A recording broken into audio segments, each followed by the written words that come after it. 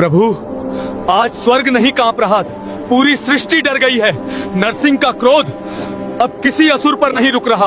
ये वही क्षण था जब स्वयं देवताओं ने एक देवता से दूसरे देवता को रोकने की प्रार्थना की। नरसिंह ने अधर्म का अंत तो कर दिया था, लेकिन उनका क्रोध अब सृष्टि के लिए संकट बन चुका था। और जब शक्ति सीमा भूल जाए तो उसे रोकने के लिए केवल शक्ति नहीं, महाशक्ति प्रकट होती है। कहानी उस क्षण से आगे बढ़ती है जब अत्याचारी हिरण्यकश्यप का अंत हो चुका था। धर्म की विजय हो चुकी थी, पर संतुलन अभी बाकी था। भगवान नरसिंह का अवतार अधर्म के विनाश के लिए प्रकट हुआ था, लेकिन उस युद्ध के बाद उनका प्रचंड क्रोध शांत नहीं हुआ। उनकी उग्र ऊर्जा से दिशाएं कांपने लगी, धरती थरथरा उठी, आकाश दहकने लगा और समय तक सहम गया। देवताओं को भय हो गया, यदि यह क्रोध न रुका तो वह शक्ति जो सृष्टि की रक्षा के लिए आई थी उसी सृष्टि का विनाश कर देगी। तब सभी देवता ब्रह्मा से लेकर इंद्र तक एक ही स्थान पर एकत्र हुए और पहली बार देवताओं ने किसी और देवता से नहीं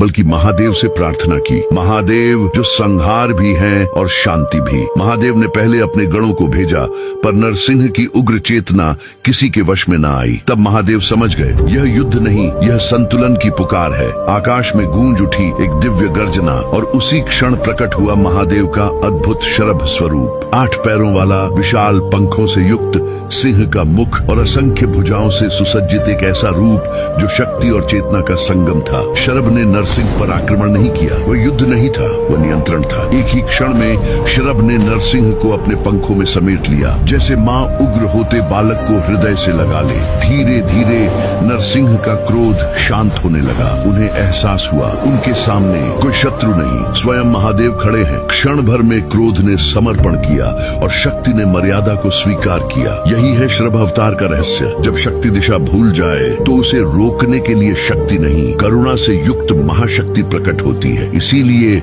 महादेव केवल विनाशक नहीं, वह सृष्टि का संतुलन है। यदि यह कथा आपके भीतर भी श्रद्धा जगाती है तो हृदय से लिखिए, हर हर महादेव।